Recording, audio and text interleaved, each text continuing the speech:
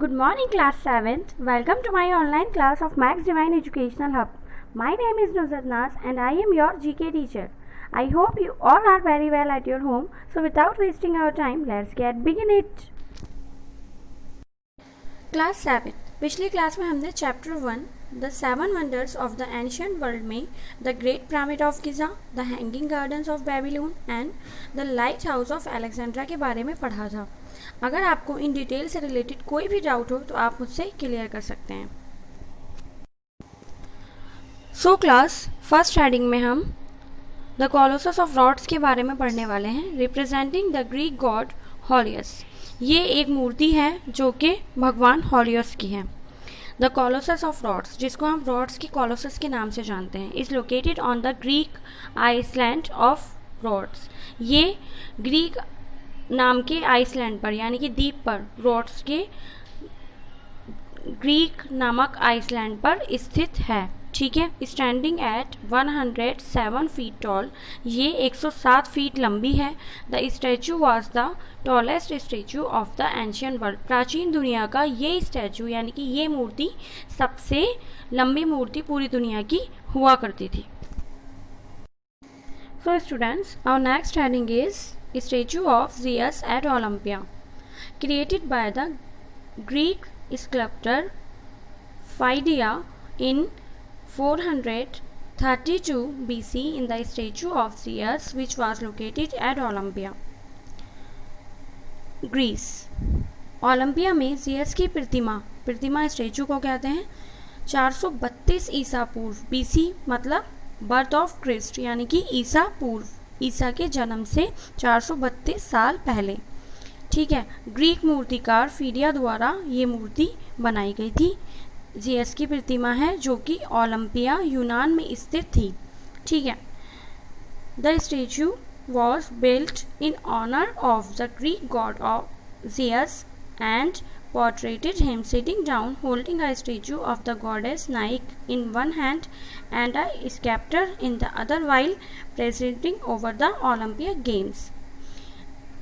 ये मूर्ति ग्रीक देवता जियस के सम्मान में बनाई गई थी और उन्होंने ओलंपिक खेलों की अध्यक्षता में यानी कि ओलंपिक खेलों को शुरुआत करने के लिए, ठीक है, देवी नायिका की एक मूर्ति एक तरफ और दूसरी तरफ सिस्टेटर के साथ बैठकर इस स्टैचू को उन्होंने चित्रित करवाया था यानी कि बनवाया था. So students, our next heading is temple of Artemis. Artemis का टेम्पल. ठीक है. Created back in 550 BC for a Greek goddess of the same name was the temple of Artemis. Artemis जो टेम्पल है, ये इसका जो नाम रखा गया है वो एक देवी के नाम पर रखा गया है. ठीक है. जिनका नाम आर्टेमिस था, एक देवी का नाम था, उन्हीं के नाम पर ये रखा गया है. ठीक है. ये 550 ईसा पूर्व यानी कि 550 BC बर्थ क्रस्ट, BC मतलब बर्थ ऑफ क्रस्ट यानी कि ईसा पूर्व में वापस बनाया गया आर्टेमिस का मंदिर था जो देवी के नाम पर बनाया गया था. Okay. Except for the roof, the temple was completely built out of marble. इसकी छत को छोड़कर मंदिर पूरी तरह से संगमरमर से बनाया गया था. ओके.